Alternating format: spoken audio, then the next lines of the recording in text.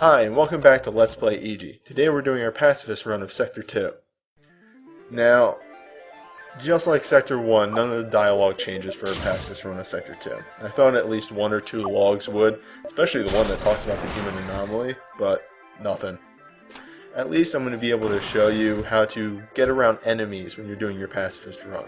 I didn't really get to show that off in Sector 1 due to a lack of enemies. And I'm not going to get to show it off here because I get my ass kicked by this commander. Normally what you would do is jump on that table, jump over the commander, get the nano, and then jump back. Just like that. But, you know, not properly timed jump and I get took a rocket in the face. Here's a better example. I can crack this box because I haven't alerted the soldier yet. And then I just escape. It's kind of handy because, you know, as long as you don't break line of sight, they're not going to be alerted. Now here's something weird happens. I wanted to do some damage with the resonance detonator and I ended up killing this guy. I actually had to make sure I didn't get a kill for it, but as I said in the first video, because I didn't deal the killing blow, it doesn't count as a kill. There's actually a couple different ways you can get around that, like getting enemies to shoot you while you're standing next to somebody. There's something else we can get later, actually later in this level, that will allow us to do that. One thing I want to talk about though, when it comes up right here, is you may notice that sometimes I'll pick up health even though I have no health damage. That's because health and nano pickups actually repair 10% of the armor that you've lost. That's why you'll still see me pick up health and when I have no health damage and nano when I've hit the level cap.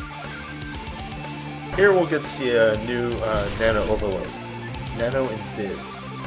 Gives you partial invisibility. Now, what that means is enemies can't see you, so you won't activate them through line of sight. But if you were to touch them, then they would see you. So, as long as you don't touch any enemies, and you just jump over all of them like this, you'll be fine. I actually didn't know if I was going to make it over the commander, but I got lucky. You would think kicking open this window, though, would alert them, but whatever. Now, something weird that I never noticed, well, because I never had an issue with it in my violent run video and both my test runs. Apparently this rocket jump is really hard to do, because I failed it 4 times when I was trying to record the Pacifist video.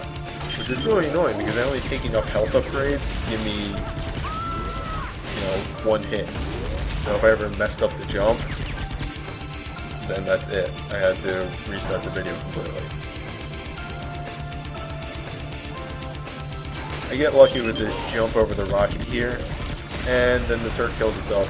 I was kind of hoping to kill the soldier too, so I get some extra nano, but I'll take what I can get.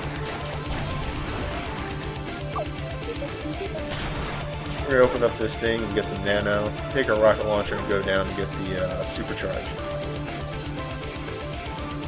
I actually make a mistake here. There's something cool I wanted to show off, and normally if you remember up top where those bits fell down by the 2 soldiers when I had the invis, I would normally in all my practice runs pick up that nano, but I didn't, which would have given me enough for level 10.